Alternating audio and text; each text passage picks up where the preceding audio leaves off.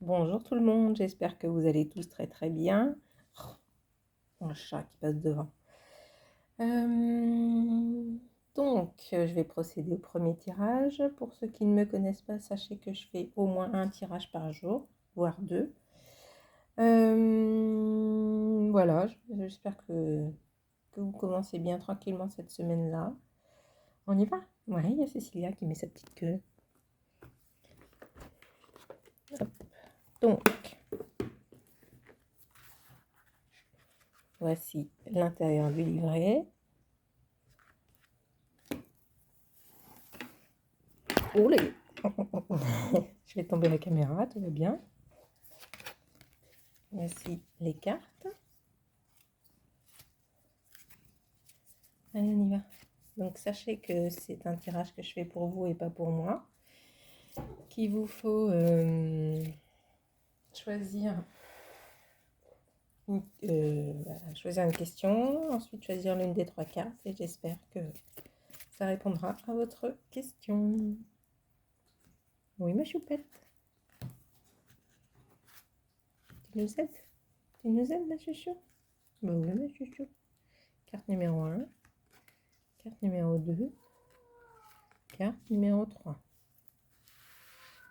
Normalement, elle devrait mettre bas aujourd'hui, hein, donc la nuit a été agitée. On verra bien, on verra bien. Allez, vous êtes prêts? C'est parti. La clé. 33. Oula. Mais qu'est-ce que tu fais? Chouchou, viens. Ceci, arrête, arrête, arrête, arrête. Viens là. C'est facile avec les chats dans le... Hein. Viens là, chouchou. Viens, ma beauté. Oui, viens là. Non, arrête. Viens là. Viens là. Si. Bon, bah, va sur les cartes si tu veux. Alors, on y va. Voilà ce qui se passe. C'est une carte intéressante car lorsqu'elle apparaît dans un tirage, elle signale que le consultant va pouvoir ouvrir ou fermer une porte. Selon les cartes qui composent le jeu, elle représentera le début ou la fin d'un cycle. Sur le plan professionnel, au positif, elle indique que le consultant va s'ouvrir... Je ne sais pas si je vais y arriver. Sur le plan professionnel, au positif, elle indique que le consultant va s'ouvrir à d'autres possibilités. C'est la lame des opportunités, de la chance, de la résolution des problématiques, des solutions. Au négatif, elle symbolise un obstacle, une incapacité à avancer ou à franchir une étape. Elle peut aussi représenter la fermeture de certaines portes, les échecs. Sur le plan sentimental, pour un célibataire, elle annonce une période propice aux rencontres et donc à l'amour. Le consultant va franchir une étape.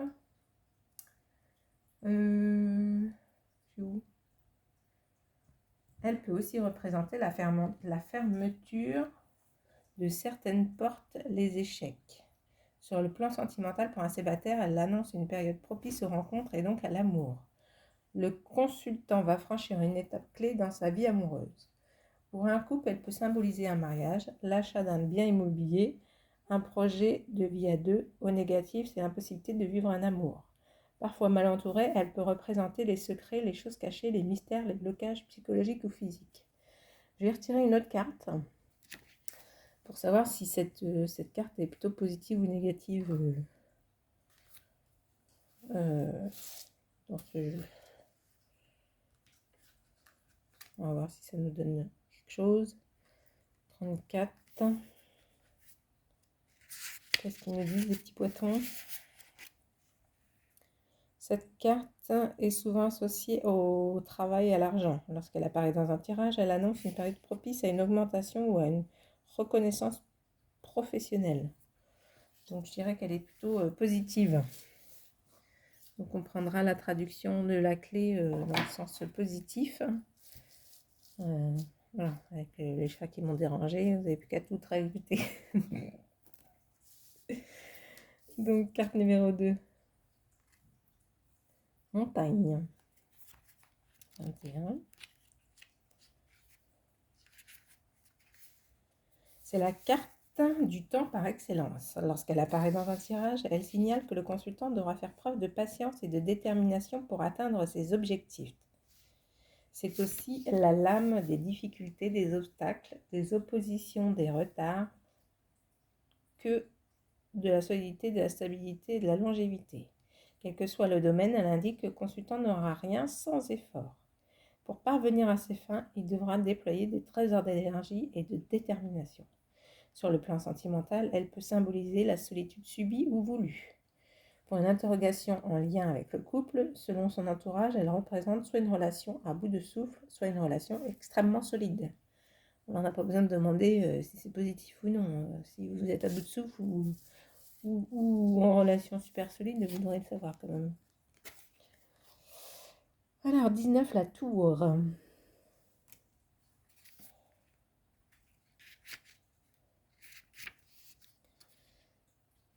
C'est une carte qui n'est pas toujours très facile à comprendre. Elle peut très bien se révéler extrêmement positive comme négative. Tout dépend de son entourage, vous devez donc bien regarder la composition du tirage avant l'interprétation. Bien entourée, cette carte représente l'évolution, la construction, l'élévation sociale, la prise de responsabilité, la capacité à prendre de la hauteur. Souvent, elle signale que le consultant a une vue d'ensemble des choses. Pour une question sentimentale, elle indique que la personne que l'on veut séduire n'est pas accessible.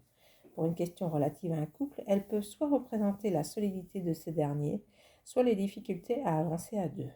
Mal entourée, elle représente l'enfermement, la prise de risque inconsidérée, les difficultés, la solitude. Là, pareil, on va essayer de déterminer si c'est positif ou négatif. Sûr que ça dise vraiment autre chose. 16. Alors, 7.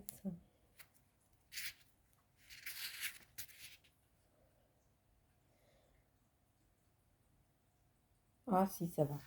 Comme dans bien des oracles ou encore comme dans le tarot de Marseille, cette carte est celle de l'espoir, de la satisfaction, de la foi, de l'intuition et de la clairvoyance. Donc on prendra la carte du tout en positive. Donc voilà, donc c'était le premier tirage. Je vais procéder au deuxième tirage. Je vous souhaite à tous une très très belle journée et je vous dis à demain. Bisous bisous.